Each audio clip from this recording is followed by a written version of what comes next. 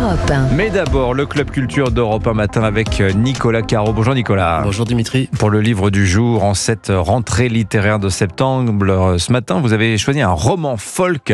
Je sais que vous en adorez l'auteur. La joie de l'ennemi de l'immense Julien Delmer chez Grasset. La dernière fois que je vous en ai parlé de Julien Delmer, c'était pour Delta Blues aux États-Unis dans les années 30. On y croisait notamment Robert Johnson, connu pour avoir vendu son âme au diable contre son talent à la guitare. Cette fois, c'est toujours en Amérique, mais plus contemporaine, même si au début, on se croirait dans un bon vieux western avec Jeffrey qui vit au milieu des chevaux et qui essaye d'échapper à un père violent. Heureusement, il y a Seymour, son ami, un cow-boy noir qui tient sa vie comme il peut, qui essaye de faire au mieux, contrairement à Jeffrey, qui lui va complètement basculer. C'est-à-dire C'est-à-dire qu'on le retrouve bien des années plus tard dans la folie pure, abruti par les drogues et l'alcool, baignant dans le souvenir mélancolique de Kathleen, son amour disparu, et on comprend petit à petit qu'il s'accuse même d'un crime. Que lui a-t-il fait ? Il faudra lire. Pour l'instant, on suit Jeffrey dans ses parties de poker dans des tripots crado, frayant avec des sales types et parfois des justes, comme un pasteur au passé trouble. Seymour est toujours là aussi, qui tient Jeffrey à bout de bras, qui lui offre un cheval, même un hongre, en se disant que ça lui fera une bonne raison de rester clair pour s'en occuper correctement.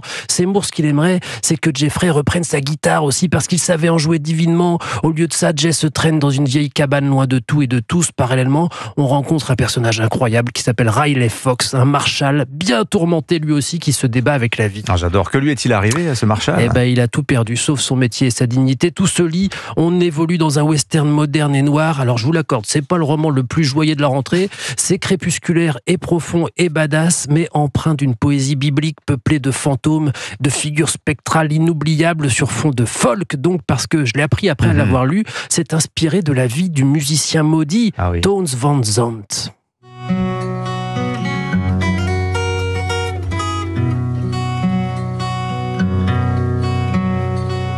Why does she sing her sad songs? For me, I'm not the one to tenderly bring her soft sympathy. I've just begun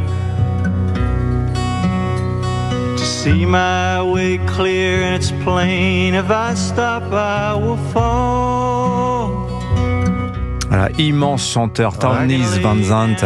Entre Bob Dylan et Leonard Cohen. C'est un monument de la musique folk américaine, la country, et toutes les chansons de Townes Van Zandt, ce sont des poèmes. Je vous invite à les lire d'ailleurs. Je vous amènerai le disque.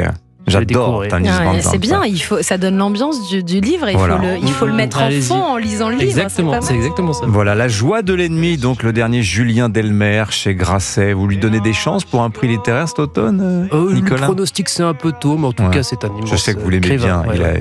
J'espère. Merci beaucoup, Nicolas Caro. Le livre du jour.